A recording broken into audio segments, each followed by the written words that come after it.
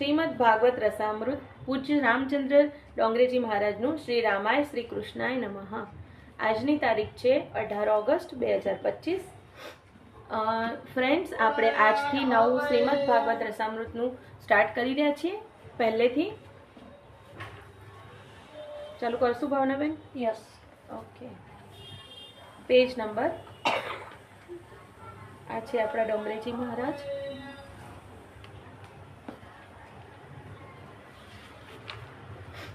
ઓમ નમો ભગવતે વાસુદેવાય. શ્રીમદ ભાગવત રસામૃત શ્રીમદ ભાગવત મહાત્મા 1 number. સચ્ચિદાનંદ સ્વરૂપ પરમાત્મા. સચ્ચિદાનંદ રૂપાય વિશ્વોત્પત્યાદિ હેતવે તાપત્રય વિનાશાય શ્રી કૃષ્ણાય વયમ નમઃ. સચ્ચિદાનંદ રૂપેથી વિશ્વ ઉત્પત્તિ હેતુ જે ત્રિતાપોના વિનાશાર્થ વંદીએ કૃષ્ણને અમે. જે સર્વ વર્જી વિચરે વન એકલા ને હે પુત્ર વ્યાસ વિરહાતુર થઈ પુકારે દેતા જવાબ તરુ તન્મયતા પ્રભાવે તે સર્વભૂત હૃદયસ્થ નમો મુનિને. પરમાત્મા શ્રી કૃષ્ણના દર્શન કરવાથી માનવ જન્મ સફળ થાય છે. પરમાત્માએ માનવને એવી શક્તિ આપી છે, એવી બુદ્ધિ આપી છે કે માનવ એ શક્તિ અને બુદ્ધિનો સદુપયોગ કરે, ભગવાનને માટે ઉપયોગ કરે તો તેને મરતા પહેલા જ પરમાત્માના દર્શન થાય છે.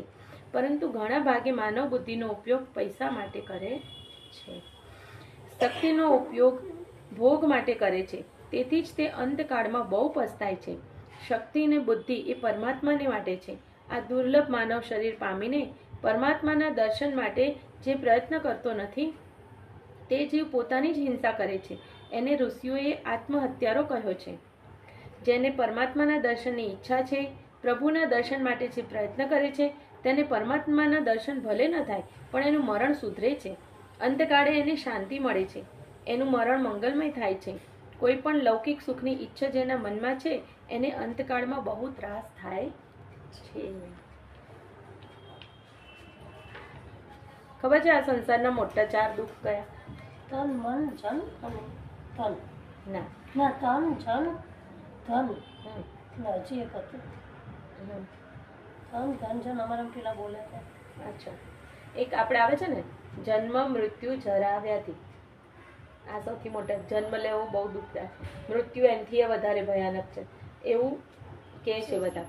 અને જરા અને વ્યાધિ. જરા એટલે વૃદ્ધાવસ્થા અને વ્યાધિ ઓલું રોગ. આ 4 વસ્તુ શરીરમાં આવે ને એટલે તમને દુઃખ અમારામાં એ ચીજ છે. તન, તન એટલે તન એટલે રોગ, શરીરના રોગ. જન એટલે કોઈનું પોતાનું આત્મજન પોતાની પાસે ના રહે. હા હા.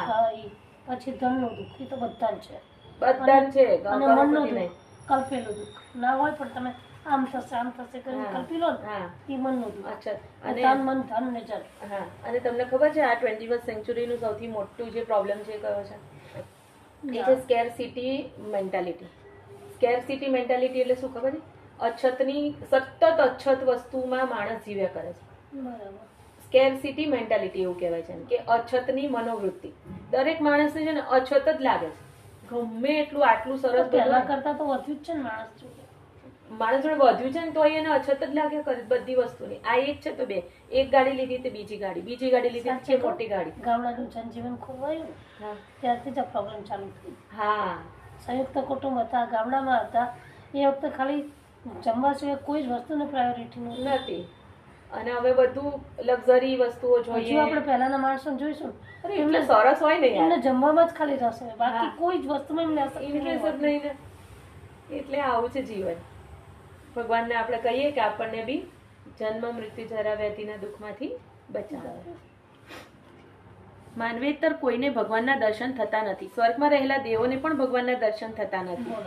તો આપણે તો શું છીએ? સ્વર્ગમાં રહેલા દેવો અતિ સુખી છે. ભલે સુખ ભોગવે પણ એનો અંત આવે છે. સંસારનો એક નિયમ છે, ત્યાં સુખ છે ત્યાં દુઃખ પણ છે. શું કહેતો હોય, મર્યા પછી તમારે 2 રસ્તા હોય તો એક દુઃખ નો જાય ને એક સુખ નો જાય.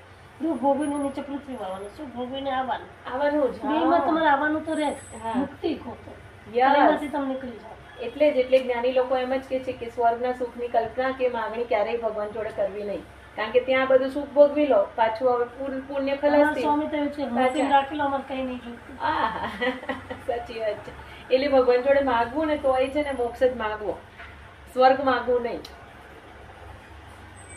એમાં મારા બાએ એક વાણીની કથા કરવા મસ્ત કીધી. શું કીધી ખબર છે?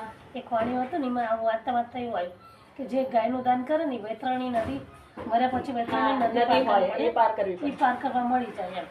એની ગાય એક તો અમે જાય એવી હતી, ડચકા ખાતે તે બ્રાહ્મણને બોલાવે, એટલે ભાઈ મારી ગાય તું લઈ લે. તો બ્રાહ્મણ કે તમારી ગાય તો મરે એવી છું, કેવી રીતે લઉં? ના તાર લેવી જ પડે. તું તમારે હું તને બોલાવું હું દાન આપી તાર દાન લેવું જ પડે. તમે ના પાડીએ, બ્રાહ્મણ ને ના પાડીએ, આમ તો બધું દાન આપે તમે લો છો તારે તમારે લેવું જ પડે. હજી કરાર કરે છે, કરાર પૂરો થયો ગાય મરી. પેલા વાણી એમ કે હવે તું ઉઠાય તારી થઈ ગઈ, તમે ઉઠાવ તમારી થઈ ગઈ. પેલા કે લા તમને માથે પડે કે તમારું છો મારે નહીં. ઉપરથી બ્રાહ્મણ બિચારા પૈસા આપીને ગાય ઉઠાવડાય. હવે આ કીધું છે તાર નહીં માને. પછી તો મરી ગયો 2-4 મહિના પછી. ભગવાન લઈ ગયો ઉપર, ત્યાં આગળ લઈ ગયેલા હતા. બધા હિસાબ કરે કઈ પૂર્ણ બહુ જ લખ્યું છે. એટલું છે છેલ્લે છેલ્લે ને ગાય કે આપી એમ. તો કે તાર પેલા પૂન ભોગવું છે પેલા પાપ? તો કે ના પેલા પૂન ભોગવરાવો કે. તો કે હારું. ગાય જે આવી ને એ વખતે એ તો મસ્ત રૂષ્ટપુષ્ટ ગાય આપી એમ. ગાય આવી ને તેનું પૂછડું પકડી લીધું, માથા પર મૂકી દીધું. પછી કે હવે આનું પૂન ભોગવરાવ કે હારું. પછી પૂન ભોગવરાવી ને એનું પછી કે હવે તારા પાપ ભોગવવાનું ચાલુ થાય કે આવી પેલા કે મને વૈકુંઠ લઈ જાઓ, આ નદી પાર કરીને ભગવાન સુધી પહોંચાડવો પડે. એટલે ભાઈ ભગવાન સુધી પહોંચાડે દ્વારથી. દ્વારમાં આવે ને એટલે ભગવાન કે આને પાછો લઈ જા. આને કે અહીંયા લાવવાનું, કોઈ દી કઈ પૂર્ણ નથી કર્યું, કોઈ દી ગરીબને ખવડાવ્યું નથી, કોઈ દી કઈ ભગવાન નામ જાપે નહીં કર્યા. તો કે સારું કે હું પાસ હોતો જો ભગવાન મારે એક વાત કરવીશ તમારે. તો કે શું? બોલ કે જલ્દી. તો કે આપણામાં એવું લખ્યું છે જે ભગવાનના દ્વાર સુધી પહોંચી જાય ને ભગવાનનું મોઢું જોઈ લે એને કોઈ દિવસ નર્કમાં ના જવું પડે. તો કે તમે ભગવદ્ ગીતામાં ચોખ્ખું લખ્યું છો, તો એક કામ કરો, તમે ભગવદ્ ગીતાનો શ્લોક બદલી નાખો તો હું પાછો જો, નહીં તો હું ના જો. તમે જ કીધું તમારે વચન ઉપર તમારે રહેવું પડે. ભગવાને આટલા લોકો ભગવદ્ ગીતા આપી દીધી છે, ભગવાન શ્લોક ના બદલે. તો ભગવાન શ્લોક બદલાય નહીં. ભગવાન કે સારું તાર રે અહીંયા તો છૂટકો છે તો નાખ્યા વગર. એટલે અમારા ગુરુજી કે આપણા વાણી બુદ્ધિ વાપરવાની. ઘણા શું કે સારું તાર ભગવાન તમારું દ્વાર જોઈ લીધું, તમે કહો એમ કરી. હા તમે કીધું એમ કરી. એવું નહીં, ભગવાનને કહેવાનું વાણી બુદ્ધિ વાપરવાની. ભગવાને હશે એ જ ને. અને આમાં કેવું છે કે વાણિયા બુદ્ધિ વાણીઓ બહુ ચતુર હોય. એ છે ને ધર્મનું કરવામાં ને એમાં પાછળ ના પડે. ચતુર બુદ્ધિ હોય ને અગમ બુદ્ધિ હોય એની. ઓકે, ચલો આગળ કરીશું. સ્વર્ગના દેવો આપણા કરતાં બહુ સુખ ભોગવે છે, એમને અતિ સુખ મળે છે, છતાં શાંતિ નથી. શાંતિ તો પરમાત્માના દર્શનથી જ મળે છે. તેથી દેવો એવી ઈચ્છા રાખે છે કે અમને ભારતમાં જન્મ મળે. ભારત એ ભક્તિભૂમિ છે. સ્વર્ગમાં નર્મદાજી નથી, ગંગાજી નથી, સાધુ સંન્યાસી નથી, બધા ભોગી જીવ ત્યાં છે. સ્વર્ગ એ ભોગ ભૂમિ છે. જેણે બહુ પુણ્ય ભેગું કર્યું હોય તે સુખ ભોગવવા માટે સ્વર્ગમાં જાય છે. પરંતુ સ્વર્ગના કરતાં પણ ભારત દેશ શ્રેષ્ઠ છે. દેવો ભક્તિ કરી શકતા નથી. ભક્તિ માનવ શરીરમાં જ થાય છે. માનવ બહુ સાવધાન રહે તો પાપ છોડી શકે છે. માનવ પ્રતિક્ષણ સાવધાન રહી પાપ છોડી ભક્તિ કરે તો મરતા પહેલા એને ભગવાનના દર્શન થાય છે. માનવેતર સગડાને જ ભોગ મળે જ છે. માનવ શરીરની એ વિશિષ્ટતા છે કે માનવ વિવેકથી થોડુંક સુખ ભોગવે અને ભક્તિ કરે તો એને ભોગ અને ભગવાન બંને મળે છે. શ્રી કૃષ્ણ દર્શન માનવ શરીરમાં જ થાય છે. માનવમાં એવી શક્તિ છે. સ્વર્ગમાં દેવો પુણ્યનું ફળ સુખ ભોગવે છે, પશુ પાપનું ફળ દુઃખ ભોગવે છે. પશુ આત્માને શરીર સમજે છે, શરીરનો આત્મા જુદો છે. માનવ આ જાણે છે. પશુ શરીર તે જ હું છું, શરીર તે જ આત્મા છે એવું સમજે છે. તેથી તે શરીર સુખમાં જ રત રહે છે. પશુનો સ્વભાવ સુધરતો નથી. બિલાડી જન્મે ત્યાંથી મરે ત્યાં સુધી ઉંદરની હિંસા જ કરે છે. બિલાડીએ ઉંદરની હિંસા છોડી છે તેવું જોયું નથી. પશુ સ્વભાવ છોડતા નથી, તેનો સ્વભાવ એકસરખો જ રહે છે. માનવ ધારે તો સ્વભાવ સુધારી શકે છે. જપ કરશો, કથા સાંભળશો તો તમારો સ્વભાવ સુધરશે.